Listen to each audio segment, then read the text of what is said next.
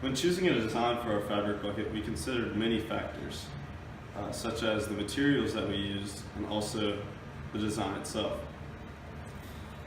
We knew that the fabric buckets in the past failed at the seams of the bucket. That's where the water would leak through. So we came up with a teardrop design where none of the seams would be on the bottom of the bucket, only at the top, where a drawstring would be.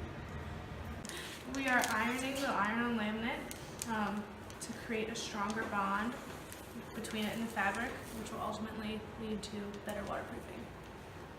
Using basic geometry, we were able to align the thread with a ruler, creating a 90-degree angle. From there, we knew that where the ruler touched the edge of the fabric, it was a 135-degree angle. The next approach we used was a guess and check. We used a measuring tape and a protractor in order to figure out that the sides were going to be about 15 inches long. So right now I'm sewing the bucket together. We have folded it over to increase the durability and provide more sturdiness to it. But we're going over each fold twice, and we're going over the edge to make sure that it doesn't rip apart.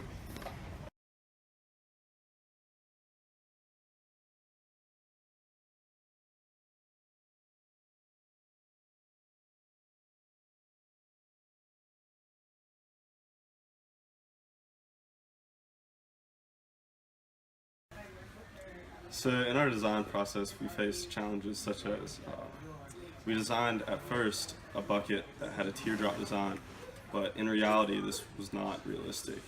There's no way to really get a clear cut when we could get a teardrop. So what we had to do was improvise and bend it to angles with an octagon, so we were able to make a bucket form. We have a little bit of leakage right now, but we think that's just fixable. This is only our first test run, so we're just going to pour more water into it and see what happens. Oh, I just hit the outside. I'm so sorry. So I don't know if that's It's leaking. Is it continually leaking? It's just like little drops. and then it just stops. Yeah, let's. How Do you want much? to keep adding? Yeah. How much do they count as leakage? So we're just gonna keep adding more to see how it does.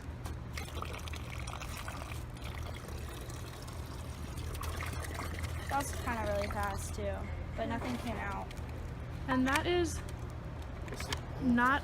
That's 3 water bottles worth. So that's almost a gallon. That's. Let's Yeah. pour more of it. Well, we gotta go fill up more. Okay, then. let me go fill up.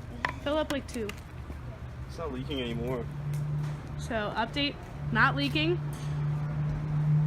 Maybe it was just like the outside. We think it. I think it was just the water that we were pouring in. What do you mean? Like she Is it- poured in from this side and it dripped down. Oh. So, I don't think it's leaking. Is I don't it think wet it's on the leaking. bottom?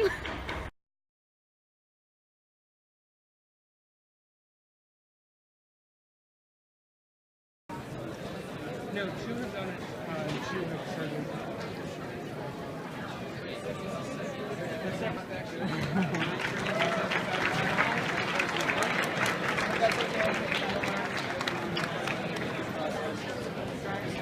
Is it dripping? Yeah, it's coming. So FEDD Day went really well for our group. We actually won because we held the most water and our bucket didn't leak for around 3 minutes. We also won Best Design Process. We also got a bonus for making our own laminate, and we also got a bonus for holding the most water.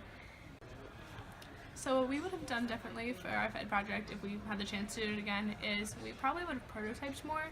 We only made like a physical concrete design about a week before FED Day. We were lucky it worked, but if it didn't, we wouldn't have had a lot of time. I think it would have been interesting to test if different shapes or different fabrics or even laminating both sides would have worked better than our current design, even though it worked extremely well. My advice for incoming freshmen when it comes to the FED project is don't procrastinate it. Make a timeline of when you're going to get it done with your team members, and just go ahead and do it.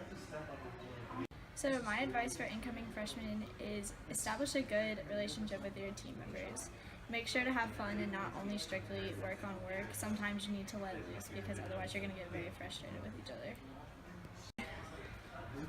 My advice to incoming freshmen who have to do Fed Day next year would definitely be to take advantage of all the resources that NC State has to offer, such as establishing a relationship with your project group, which proved to be really helpful for us because Dr. Bradford approved our ideas and gave us suggestions about how to optimize the volume.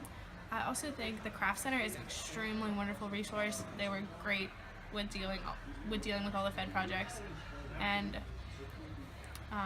even your E101 TA can be extremely helpful as well.